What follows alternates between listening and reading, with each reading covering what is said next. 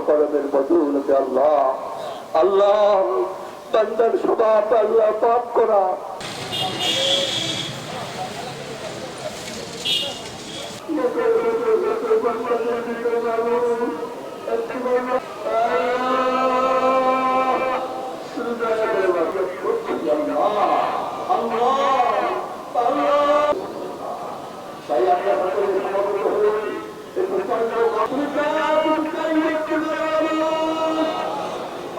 আল্লাহ তোমার হুকুমের কোনো অমান্য করবো না